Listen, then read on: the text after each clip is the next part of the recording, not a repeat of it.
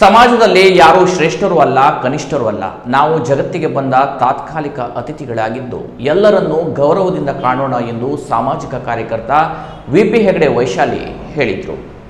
Sirsi MM ಕಲಾ ಮತ್ತು ವಿಜ್ಞಾನ ಮಹಾವಿದ್ಯಾಲಯದಲ್ಲಿ ಶನಿವಾರ ಆಯೋಜಿಸಿದ್ದ ಸಂಸ್ಥಾಪಕರ ದಿನಾಚರಣೆಯ ಕಾರ್ಯಕ್ರಮದಲ್ಲಿ ಮಾತನಾಡಿದ ಅವರು, ಮೊದಲು ಹಿಂದೆ ಗುರು ಮುಂದೆ ಗುರಿ ಎಂಬ ಮಾತಿತ್ತು. ಆದರೆ ಈಗಿನ ಶೈಕ್ಷಣಿಕ ವ್ಯವಸ್ಥೆಯಲ್ಲಿ ಅದು ಮುಂದೆ ಗುರು ಹಿಂದೆ ಗುರಿಯಾಗಿ ಬದಲಾಗಿದೆ.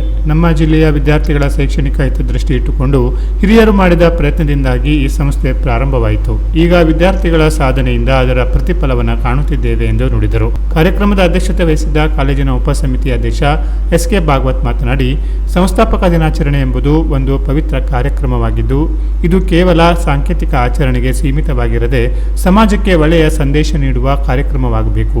ಅಕ್ಷರಜ್ಞಾನ ನೀಡಲು ಆರಂಭವಾದ ಜಿಲ್ಲೆಯ 2ನೇ ಮಹಾವಿದ್ಯಾಲಯ ಇದಾಗಿದ್ದು ವಿದ್ಯಾಲಯದ ಉಪನ್ಯಾಸಕರ ಮಾರ್ಗದರ್ಶನದಿಂದ ವಿದ್ಯಾರ್ಥಿಗಳು ರಾಷ್ಟ್ರ, ರಾಜ್ಯ ಹಾಗೂ ವಿಶ್ವವಿದ್ಯಾಲಯ ಮಟ್ಟದಲ್ಲಿ ಸಾಧನೆಗೈದಿದ್ದು ವಿದ್ಯಾಲಯವು ಜಿಲ್ಲೆಯಲ್ಲಿ ಶ್ರೇಷ್ಠ ಸ್ಥಾನವನ್ನು ಪಡೆಯಲು ಕಾರಣವಾಗಿದೆ ಎಂದು ಹೇಳಿದರು.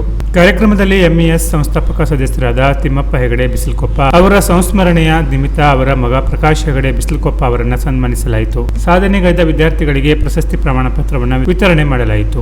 ವಿದ್ಯಾರ್ಥಿಗಳಿಂದ ವಿವಿಧ ಸಾಂಸ್ಕೃತಿಕ ಕಾರ್ಯಕ್ರಮಗಳು ಜರುಗಿದವು. ಕಾಲೇಜಿನ ಎಲ್ಲ ಬೋಧಕೇತರ ಸಿಬ್ಬಂದಿಗಳು, ವಿದ್ಯಾರ್ಥಿಗಳು ಉಪಸ್ಥಿತರಿದ್ದರು. ರಸಾಯನಶಾಸ್ತ್ರ ವಿಭಾಗದ ಮುಖ್ಯಸ್ಥ ಡಾಕ್ಟರ್ ಗಣೇಶ್ ಹೆಗಡೆ ಕಾಲೇಜಿನ ವಾರ್ಷಿಕ ವರದಿ ವಾಚಿಸಿದರು. ಪ್ರಾಚಾರ್ಯ ಪ್ರೊಫೆಸರ್ ಜಿ.ಟಿ. ಭಟ್ ಸ್ವಾಗತಿಸಿ ಪ್ರೊಫೆಸರ್ ರಾಘವೇಂದ್ರ ಜಾಜಿಗುಡ್ಡೆ ವಂದಿಸಿದರು. ಡಾಕ್ಟರ್ ದಿವ್ಯಾ ಹೆಗಡೆ, ವರ್ಷಾ ರಾಚೋಟಿ, ಪ್ರಿಯಾ ಜೋಶಿ ನಿರೂಪಿಸಿದರು. Canara plus news, Sirsi.